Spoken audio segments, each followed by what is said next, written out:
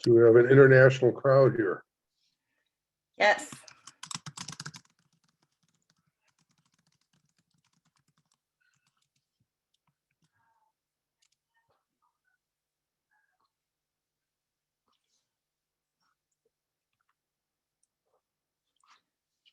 Okay. I think we can get going. We already have a pretty great number of people. So welcome everybody to our IR Science Interest Group webinar, the IR SIG. My name is Meredith McGregor. I'm an assistant professor at the University of Colorado Boulder and also one of the co-chairs of the IR SIG along with Mike Zemkoff. And I'll be monitoring the webinar today. I want to start with a few instructions. I know we're all pretty familiar with Zoom at this point, but it's always good to make sure we're on the same page. And I typed these same instructions into the chat window so you can refer to them there. Please submit your questions through the chat window. If you can't find the chat window, there should be a little chat icon at the bottom of the Zoom window. And if you click on that, it will open up the chat. I think, Mike, you requested that we have you have a two-part talk. So, please submit questions as they come up just during the talk in general, but we'll take a pause probably about halfway through once Mike finishes the first half of his talk, and then we can have a break to have a little bit of a Q&A, and then we'll do the second half of the talk and have another break at the end for a second Q&A. If you want to ask your question directly, instead of typing it into the chat, you can actually raise your hand in Zoom, and you can find that by finding the reactions button at the bottom of Zoom. And then if you click on reactions, it will give you a bunch of options, including raise your hand. You can also use the chat to submit any additional feedback, comments, or questions you might have for those of us on the IRSIG Leadership Council. If we have time at the end, we can try and answer those. Otherwise, we'll send you an email response later. Again, you can report technical difficulties if the sound goes out or something weird happens in the chat window. And the last thing to note is that this is recorded and will be posted to our website later. And I've included the link to our website in the chat window as well. And I think that is all of the logistics that I have. So I'm very excited to introduce our speaker today, who is Michael Werner. Mike is a senior research scientist at the NASA Jet Propulsion Laboratory at the California Institute of Technology, and he has been the lead scientist for the Spitzer Space Telescope since 1984. And today he's going to be telling us about the technical performance of Spitzer, what every young project scientist should know. And with that, I'll let you take it away, Mike. Okay, thank you very much, Meredith. Let me know if there's a problem with the sound. I welcome all of you to hear our discussion of the technical performance of Spitzer. By way of introduction, let me just remind you that in 1985, NASA put forward the Great Observatories program, which envisioned the simultaneous operation in space of powerful observatories spanning the electromagnetic spectrum, including Chandra, Hubble, Spitzer, what was Compton and is now Fermi. And the completion of this vision with the launch of Spitzer in 2003 was a major human, scientific, and technical accomplishment, which was really not appropriately celebrated. So I'm celebrating it today. So here we go with Spitzer, the infrared great observatory. Now, as I say here, Spitzer was a great scientific success, but it also pioneered technical innovations, most notably radiative cooling in a distant orbit from Earth, the extensive use of infrared arrays, having both cryogenic and warm mission phases, etc. And rather than rely on faulting and aging memories of people like myself, or a collection of results spread over numerous obscure places, we gather the key technical results most likely to be of use to scientists primarily planning future missions into a single paper, which we're submitting to JATIS. And we hope that this will be as much a part of Spitzer's legacy as will be the many great scientific advances which the observatory produced. And there's my list of co-authors, with a special thanks to Paul Finley from Ball Aerospace, who dug up a lot of the cryothermal information that I'll be sharing with you. So here are the topics discussed in the paper: a large devotion to thermal considerations. And when I get to the end of that part of the presentation is when I'm going to stop for questions. Whoops, I'm running away here. Sorry.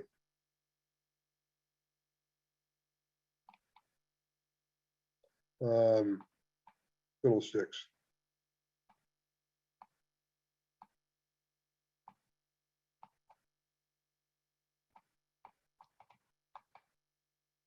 Okay, sorry about that.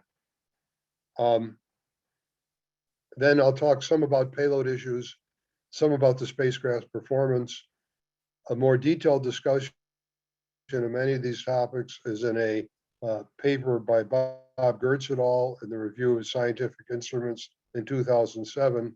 And I apologize for giving short shrift to operational innovations, but in the paper, we have a bibliography of papers relevant to those operational innovations, which were very significant for Spitzer.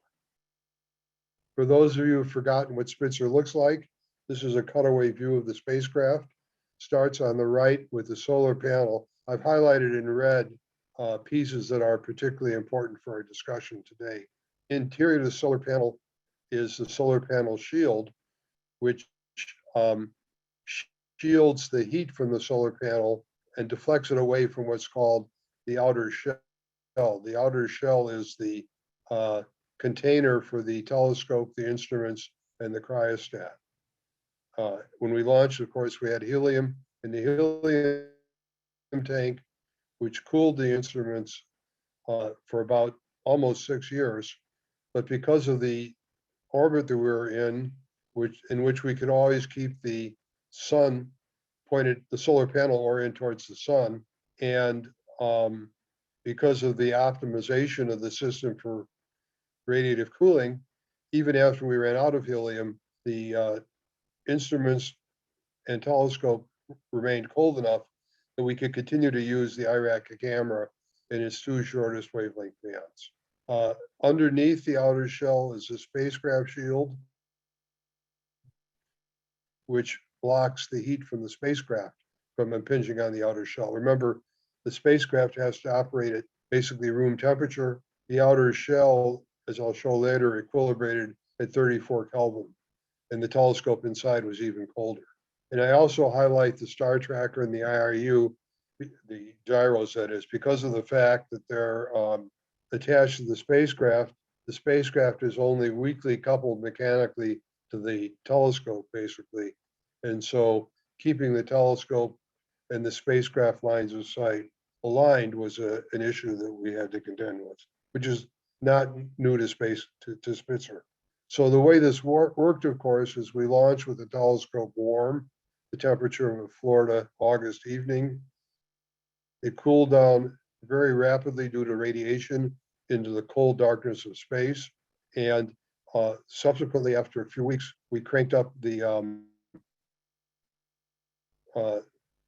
temperature of the liquid helium bath, and the ensuing vapor brought the telescope down to its operating temperature of 5.5 Kelvin.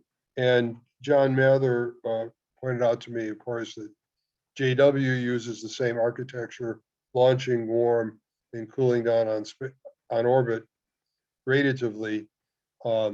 Certainly Spitzer's success mitigated a lot of risk that might have been associated with that architecture. This next space picture is quite dramatic and very illustrative of the actual architecture of the system. You can see this was taken at Lockheed Martin when they were preparing for a system level thermal test. You see on the right the solar panel. Only the lower portion of the solar panel is populated with solar cells. The upper part is just a heat shield, basically. Behind it is the solar panel shield, which I mentioned earlier, which intercepts heat from the solar panel, prevents it from getting the outer shell. The outer shell has a black painted back hemisphere so that it can lose heat to space by radiation. And because of the fact that we're in the Earth trailing solar orbit, we never have to worry about the heat of the Earth impinging on that radiator, which could be a problem if we were in near Earth orbit. Below is the spacecraft. And you can see above the spacecraft shield, and at the bottom is a fixed antenna. Because we had a fixed antenna towards the end of the mission in 2019 or 2020, the communications geometry got a little wonky. Okay. So here we go. So our warm launch radiatively cooled architecture was a sharp departure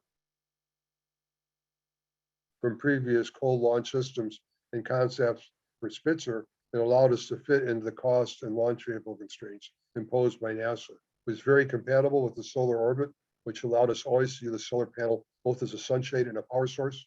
And it also enabled the warm mission, as I mentioned earlier. And the picture on the left shows the evolution of the Spitzer design. The 1990 concept, which was what the McCall Committee bought off on, has a telescope inside, launched cold inside a huge cryostat, and had a mass of about 5,700 kilograms.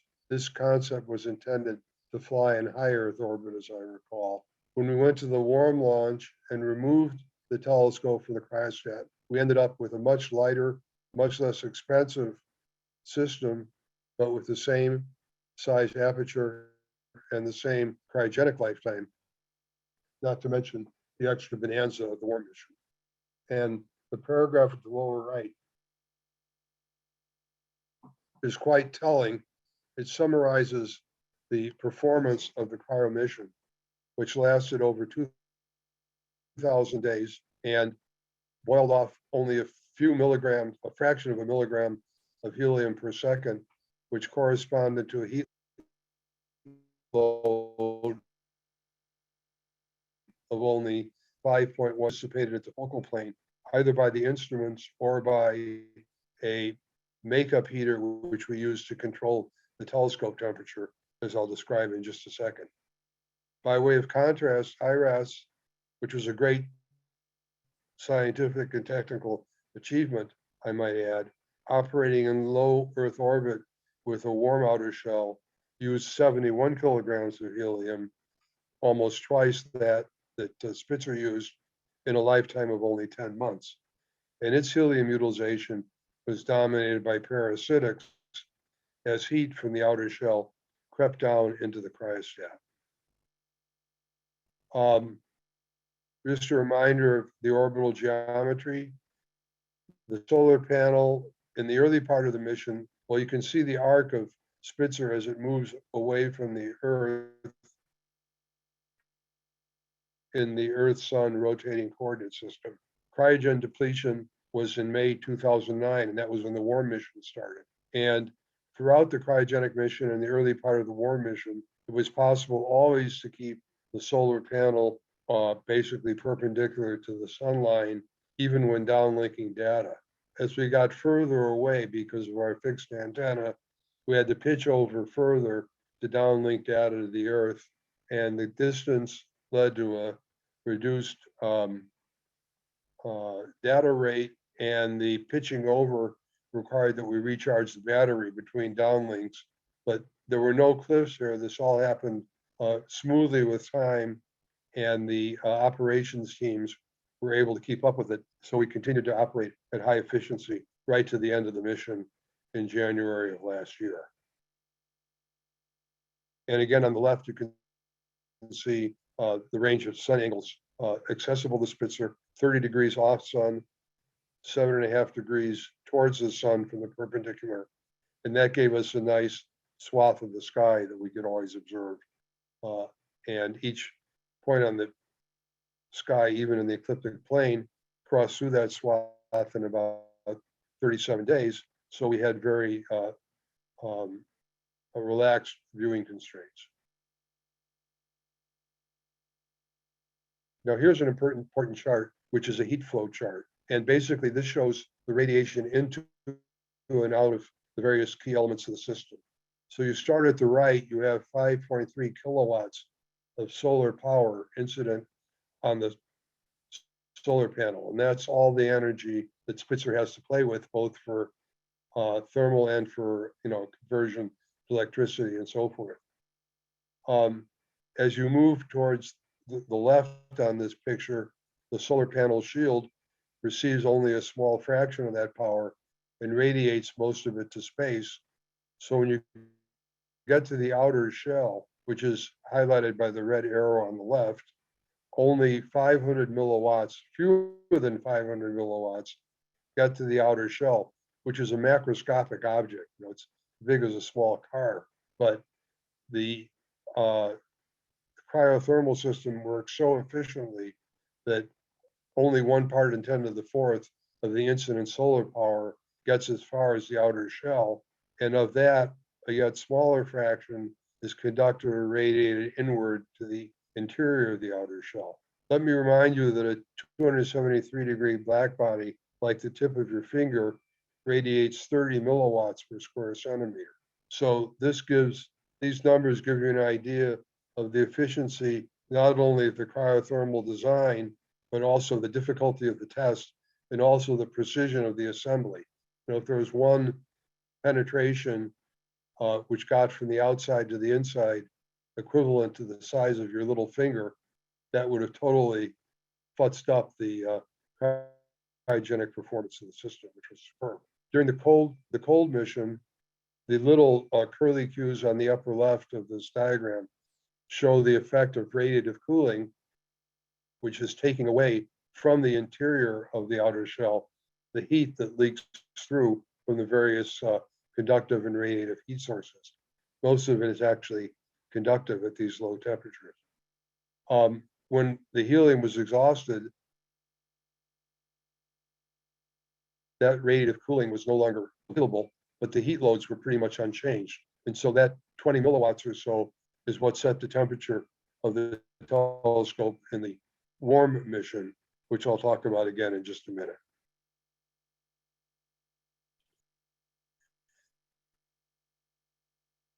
Okay, so here's some of the data on the temperature history of key elements of the system. This is starting with the outer shell. This is the portion of the outer shell that's populated by the solar panels. You see as a function of time over the entire mission, how the temperature rose slowly. The annual modulation reflects the increasing and decreasing distance of Spitzer from the sun due to the eccentricity of its orbit. And this gradual increase in temperature, which we estimate corresponds to about a 7% increase in power absorbed by the solar panel over the 16-year mission, is due to the gradual degradation of the optical materials involved primarily with the solar cells due to ultraviolet and the ultraviolet and cosmic ray environment. Remember, Spitzer is exposed to the full ultraviolet spectrum of the sun, and of course also, since it's outside of the magnetosphere, bombarded as it were by solar wind and cosmic ray energetic particles. So the temperature of the solar panel rose slowly with time, which meant that more heat was conducted inward to the rest of the system. And as a result of that, we look at the outer shell temperature. This is the structural member which contains the telescope and the instruments. It's kind of the crown jewel, if you like, of the Spitzer thermal system. You can see that, first of all, around mid-29, when the helium was exhausted, the outer shell temperature rose because of the fact that the vapor cooling was no longer operating. So the rise, of course, was less than a degree, but it's clearly seen. The annual modulation due to the eccentricity of the orbit is seen, of course. And to the left, before 2009, the varying degree of vapor cooling, which resulted from the adaptive helium utilization, which I'll talk about in just a second. So when you look at this curve as a function of time and sort of extrapolate backwards, you might estimate that the heat input to the outer shell was about 13% over 16 years. And that's due to the heat from the solar panel leaking down or trickling down, I guess you could say, to the outer shell. Finally, within the outer shell is the telescope, which can get colder than the outer shell because it can cool radiatively through the open end of the telescope aperture. And its temperature dropped to 26 Kelvin. And although you can't see it on this plot, this one has a suppressed zero. This one doesn't. If you look at it in detail, you can actually see the annual modulation, and you also see the oscillations before the loss of helium due to the helium utilization strategy. And roughly speaking, if you compute from the Stefan-Boltzmann law how much power a 1 meter aperture radiates at 26 Kelvin, it's quite consistent with the 20 milliwatts of heat conducted interior or into the outer shell that I mentioned earlier when I was talking about the heat flow diagram. So the bottom line here is that the Spitzer system, well designed, well tested, and well fabricated, cooled the telescope to a temperature of 26 Kelvin and kept it there for about more than 10 years during the a warm mission. I have to stop to talk about this adaptive helium utilization strategy because it's so cool. This was developed by a team led by Charles Lawrence, who was the deputy project scientist. And he figured out that we had 3 instruments on Spitzer,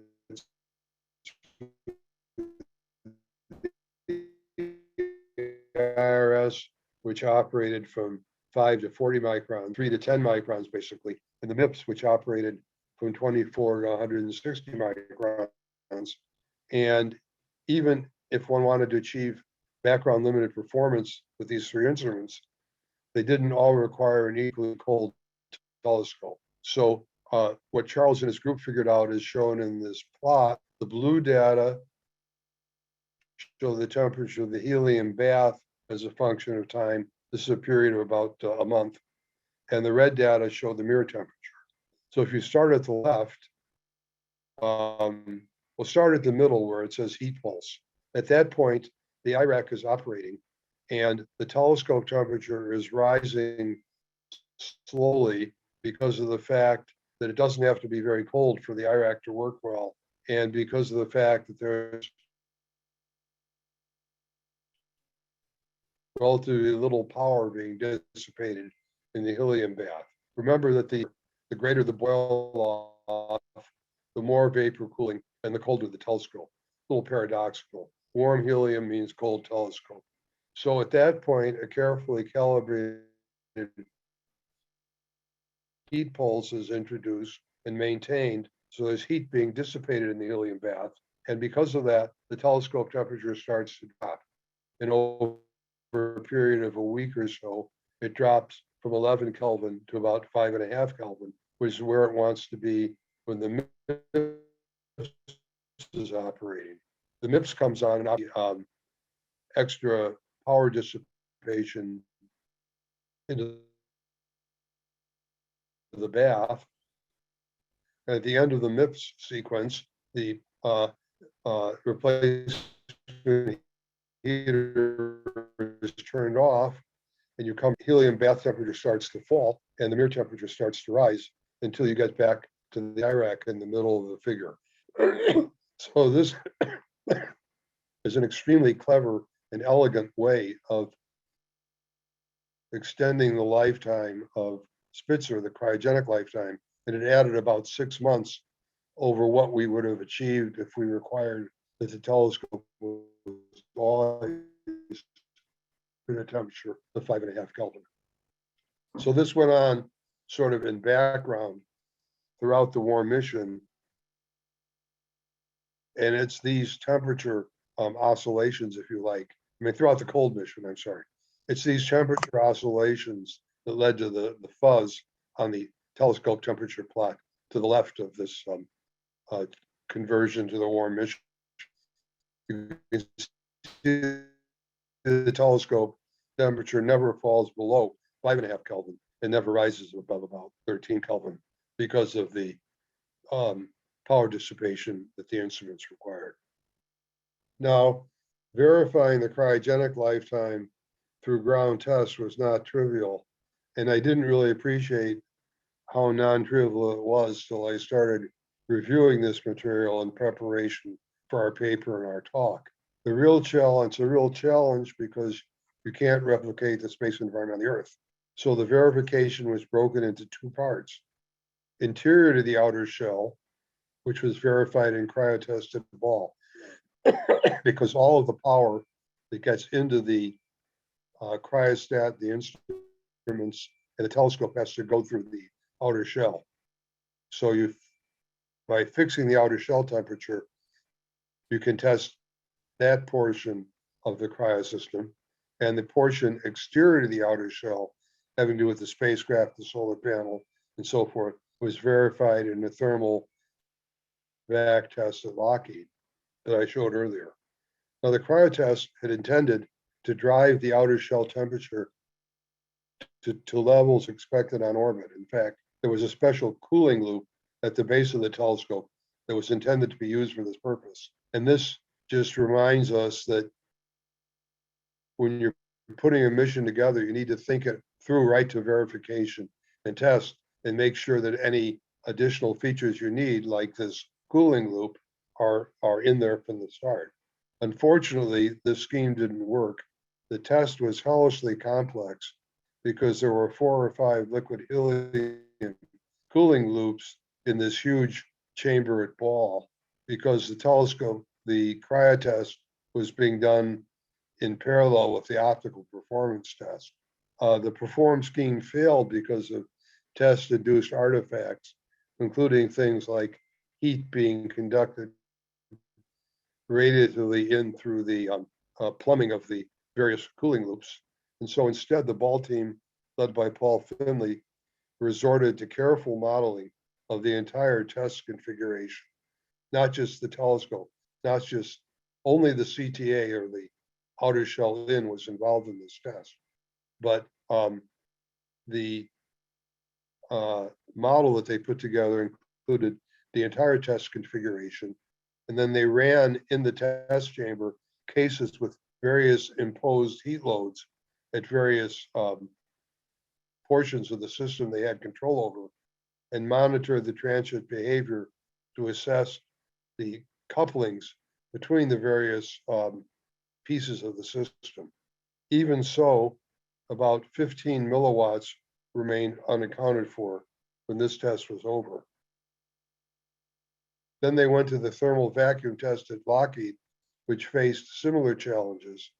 Here, the emphasis was on the coupling of the solar panel shield and the spacecraft shield to the outer shell, because the main heat input to the outer shell comes through the solar panel shield and the spacecraft shield.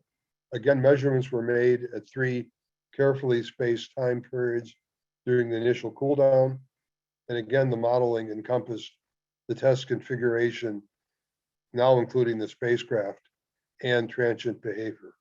In the end, at launch, the predictions for the cryogenic lifetime were worst case 3.1 years. That was some stacking up all the thermal parameters in the least favorable configuration. Nominal was 5.1 years. The goal was 5, and adding the additional half a year that I mentioned earlier from the utilization optimization. That prediction of 5.6 years, very close to what was achieved. So here's the bottom line.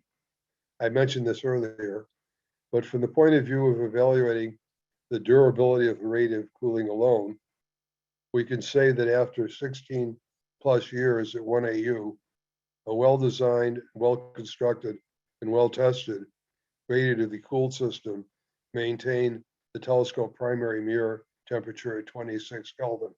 And again, I want to emphasize the high degree of craftsmanship that went into putting this system together, because as I mentioned earlier, minuscule leaks here and there throughout the system could have totally blown thermal performance.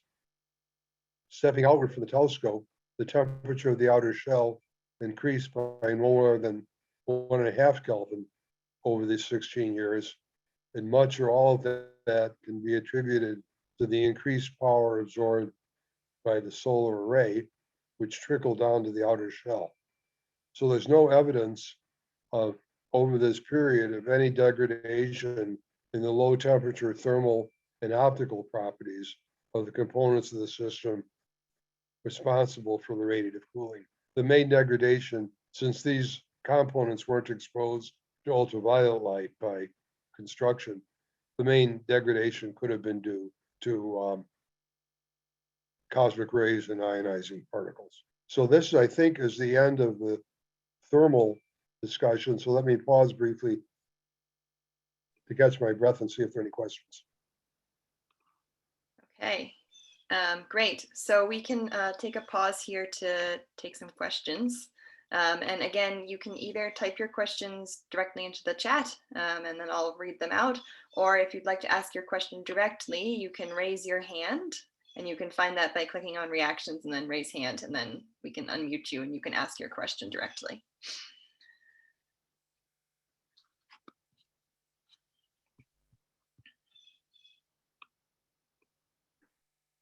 Okay, I'm presuming, Meredith, that there are no questions. There are not any so far, giving Okay. people a moment to think about it, but so far it's quiet. Okay, I hope the audience is still there. All right. Let me move on then with the talk, and obviously at the end of the talk, questions about the cryothermal system will be entertained. So now I'm going to talk about focusing the telescope. Spitzer was equipped with a well-designed, robust, and electrically redundant focus mechanism, which moved the secondary mirror along the optical axis to change the focus, basically move the focal plane in the instrument chamber. The instruments were designed to be confocal, so there was no intent of moving the focus mechanism every time we changed instruments, and that wasn't necessary. Nevertheless, there was reluctance to commit to the usual focus sweep, which moves the secondary through a range of positions. Instead, Bill Hoffman of the IRAC team and his colleagues found a way to assess the focus based on the variation of the images across the large field of view of the two shortest wavelength arrays at 3.6 and 4.5 microns. They were adjacent in the focal plane and had a total field of view of 5 by 10 arc minutes, and over that field of view, the image varied perceptibly. I put an asterisk next to Bill's name just to point out that both Bill and Charles Lawrence, whom I mentioned earlier, were members of the science team on Spitzer, and not every project has the sense to allow the scientists to get as deeply involved in the engineering as they were through the examples that I cited. But on Spitzer, we made very good use under several circumstances of the expertise of the science team.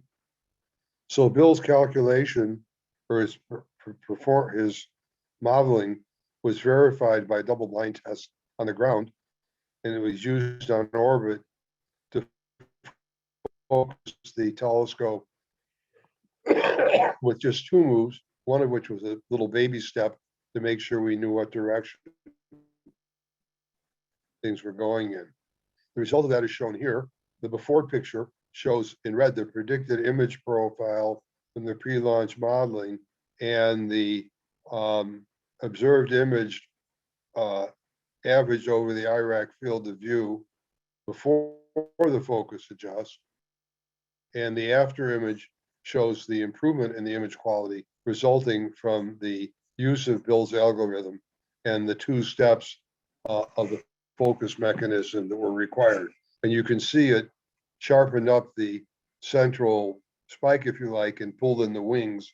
And this image quality contributed massively to Spitzer's ability to study distant galaxies, which are sort of mushed together and overlapping and so forth.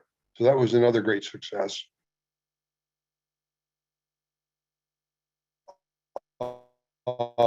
Matt Bradford and Tom Rolick put together this information on the performance of the instruments. So the solid lines are the achieved performance from the IRAC, the IRS, including the peak up array, and the MIPS across the Spitzer spectrum from 3 to 160 microns. Whereas the dash lines show what's predicted by a simple instrument model in which all you have is an ideal instrument. Pardon my coughing, I have an allergy. All you have is the ideal instruments characterized by an estimated throughput and the zodiacal background. So many, as I indicate on the right, many things which will further degrade the performance of the instrument below the background limit are not included, including electric in this plot, including electric noise, non-zodiacal background, sampling, rad hits, confusion noise, which is particularly important at the long wavelength for the MIPS 70 micron and 160 micron channels. And from this, Tom or Matt may want to speak up, but I conclude that it shows that we are capable of building instruments which approach the fundamental limits of the space environment. This plot shows the variation in responsivity of the two IRAC cameras over the 2012 to 2020 time period, and the variation is very minimal. It might have expected to degrade due to radiation effects on the optical components, but in fact that's fundamentally negligible over this period and did not occur appreciably earlier in the mission. So we estimate a 0.1% per year decrease in the responsivity of channel 1, 0.5% to channel 2.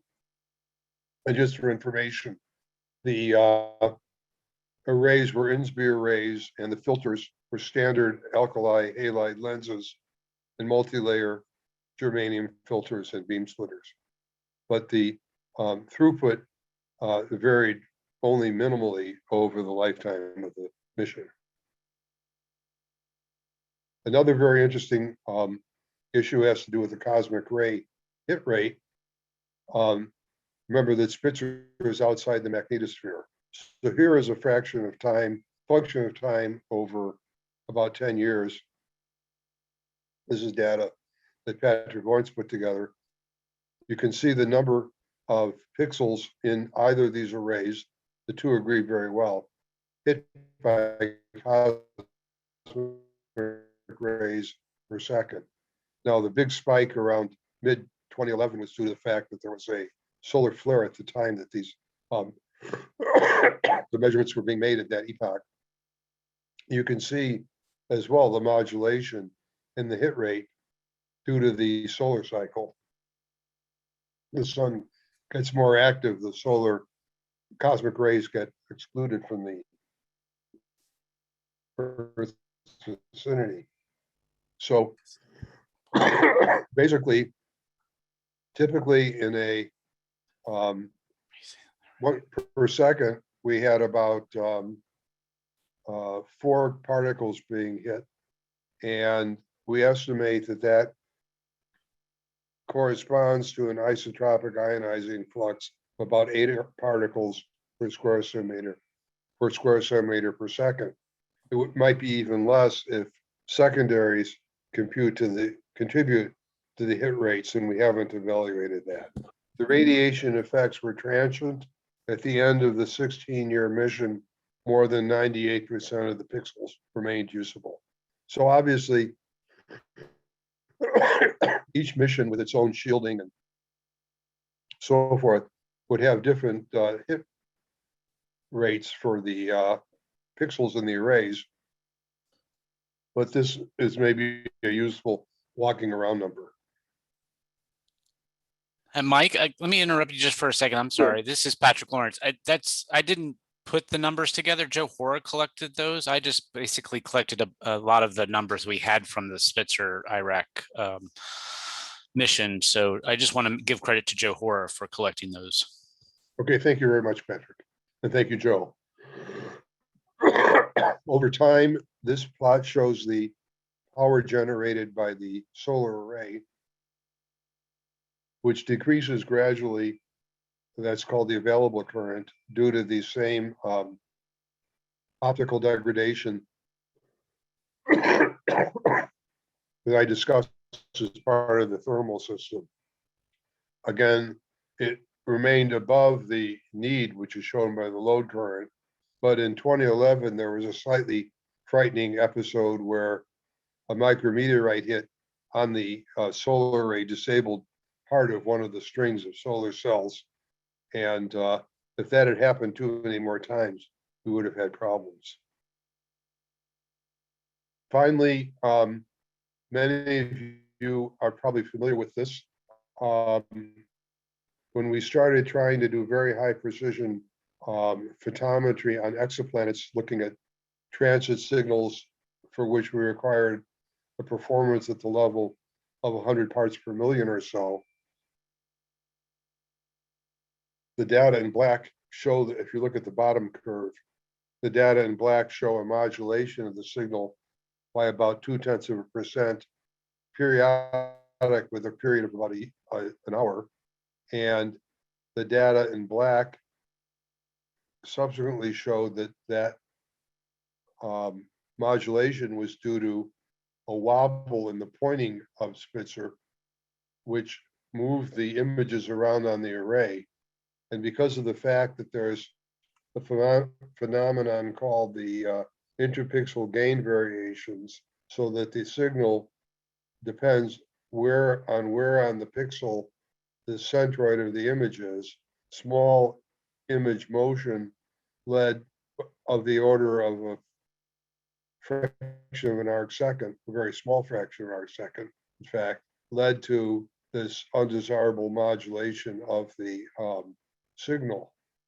This was eventually traced by work led by late John Stauffer to a heater, and the battery heater, which was had a dead band, and the dead band was such that the heater switched on and off with a period of about an hour, and that's what led to this modulation. So that was partially mitigated by reducing the dead band to half an hour, so that the oscillation was lower in amplitude and higher in frequency, which got it away from the period range where the exoplanet phenomena were particularly clustered, and made this much less of a problem. And we were able to achieve this mitigation. The problem was much too small to be identified in the sensors. The oscillation was much too small to be identified in the sensors of the pointing system. It was clear in the scientific data. And since the Spitzer scientists were very well coupled to the teams at the Spitzer Science Center, made it led to the rapid identification and mitigation of this problem. So that's the end of my story here. A few more factoids. The observatory was very robust. It averaged just only about one safe or standby mode event per year, and the observing low time lost to safe mode recovery was less than 4 days per year. Although this averaging over the data in this way is a bit of a swindle, I have to admit, because typically when there's a serious safe or standby mode, at least for Spitzer, it might take 2 weeks to recover from it. So most years nothing happened, nothing serious happened. When something serious did happen, it might knock us off the air for a couple of weeks. The observatory was also very efficient because it's compact, maneuverable. And if you define efficiency as time spent on science calibration and sleuths divided by wall clock time, it's something like 90% throughout. Of course, the science was great. If you want to know more about that, I recommend that you look at the book, or maybe even buy a copy, that Peter Eisenhart and I wrote. It was published by Princeton University Press in 2019. So that's all, folks. Again, I'd be more than happy to answer any questions. Thank you very much for listening, and thank you, many of you, for being productive and effective users of Spitzer. Great. Thanks so much, Mike. That was a really wonderful talk. I'll do the round of applause. You have a few round of applause emojis coming up in the participants window. So we'll start the Q&A portion now for questions.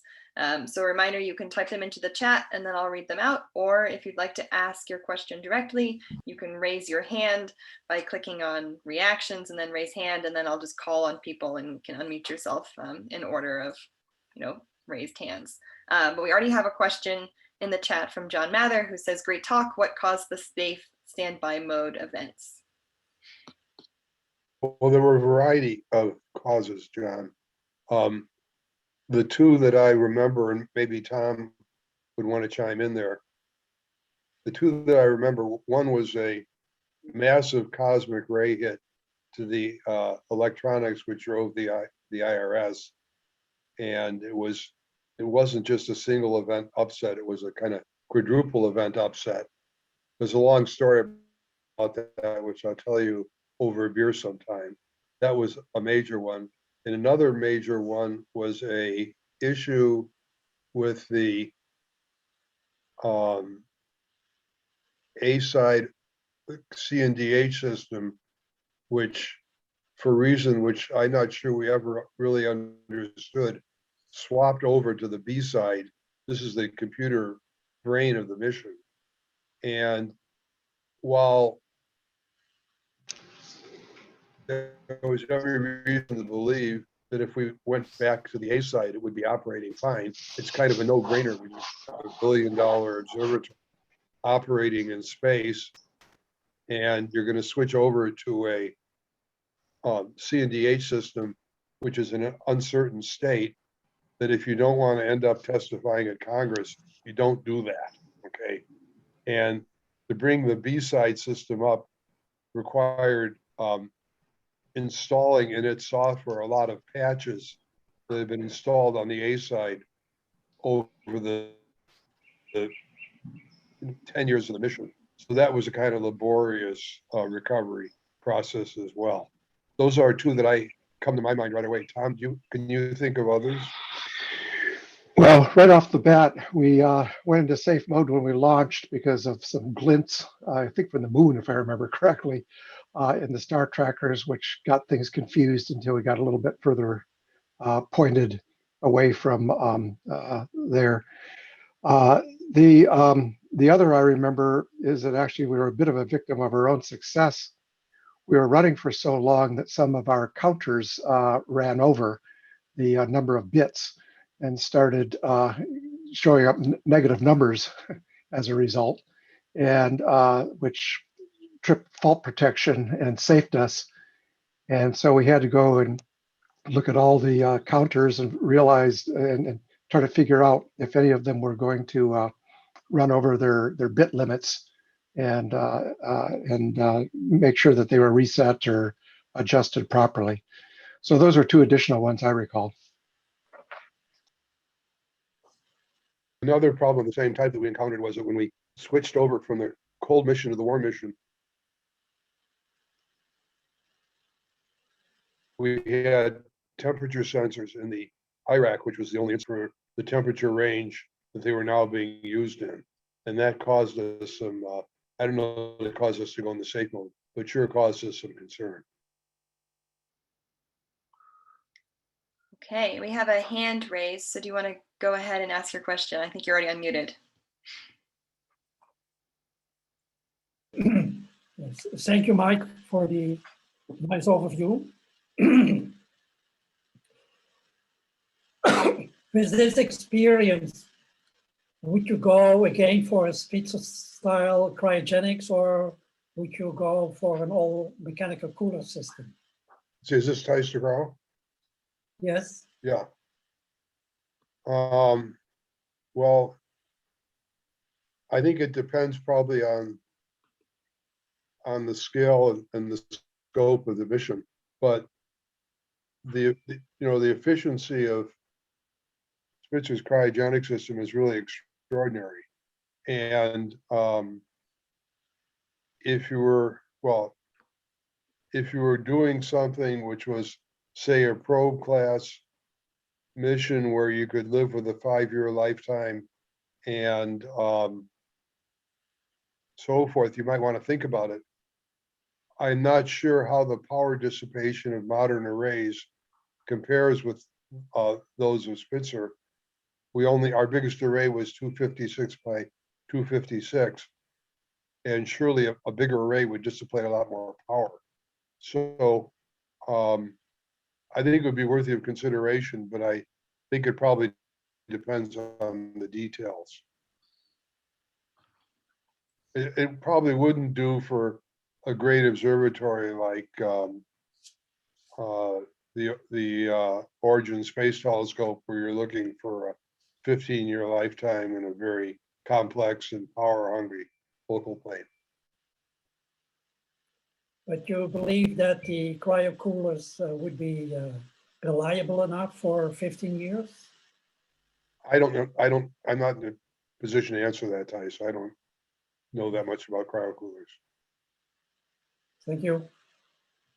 And we have a comment in the chat from Joe Hora that says there are also several occurrences of command timeouts over the serial bus between the SC computer and the IRAC that sometimes led to a halt in the science program.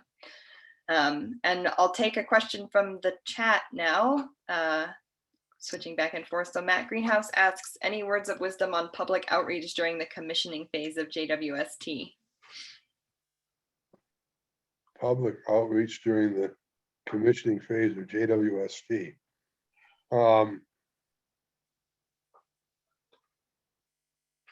Boy, I don't have. Well, I guess my only answer really, Matt, is that's a good question. For Spitzer, we had a few images which were quite striking and a press release and a press conference. So that was in 2003, before the days of social media and every other, all the way things are done, modern ways of disseminating information and so forth and so on, which I'm sure will be in wide use when JWST starts returning data. I guess my only words of wisdom would be, don't oversell the mission and be careful not to release any bogus data. Because it's hard to recover from that, if you do something like that. And that's pretty obvious that I'm sure the people doing the work will already have thought of. And also make sure that JWST is complicated, right? Because you've got 4 different space agencies, or 3 at least, which are participating and will all want some share of the credit. So make sure it's clear, and maybe the participating universities and Lord knows who else, make sure it's clear what the responsibilities and participation of all the parties are, and make sure that the early release data includes contributions from all of these parties, including the Canadians and the Europeans, and not just the NASA part of the project. But again, that's pretty obvious. Okay, and Dave Lysovitz has put a follow-up into the chat that says, based on a compilation of data that he's seen, courtesy of Mike DePiero, we expect a cryo-cooler lifetime of about 10 years, and different models have different track records. And then we have, I think, JD, you have your hand raised, if you want to go ahead. Yeah, hi Mike. Great talk. I really enjoyed it. I liked that analysis with the cosmic ray hit rate on the IRAC detectors and how well they tracked. Did you guys have a chance to look at the IRS detectors? Of course, they had kind of a weird type of pixel hit, these rogue pixels that persisted for weeks or more. I would be interested to know whether there was a correlation in the cosmic ray hits on the IRAC channels and on the IRS detectors, and whether you could conclude what the cause of those rogue pixels were for IRS.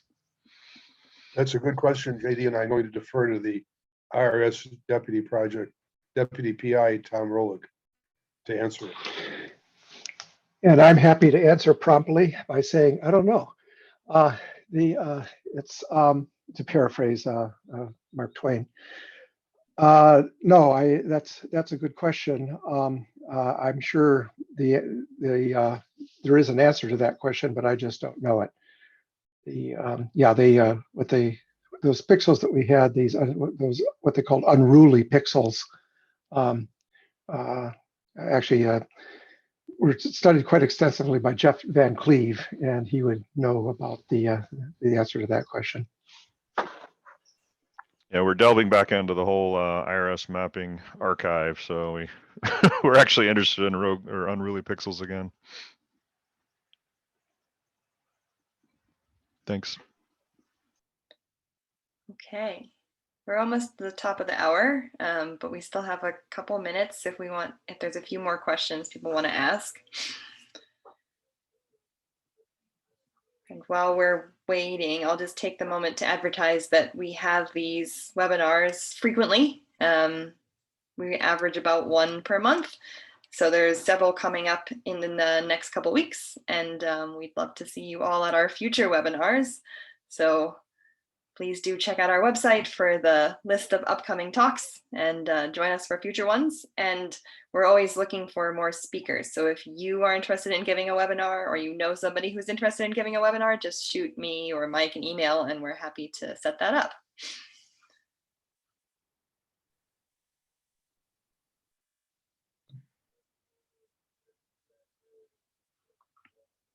Okay, not seeing any more questions coming in.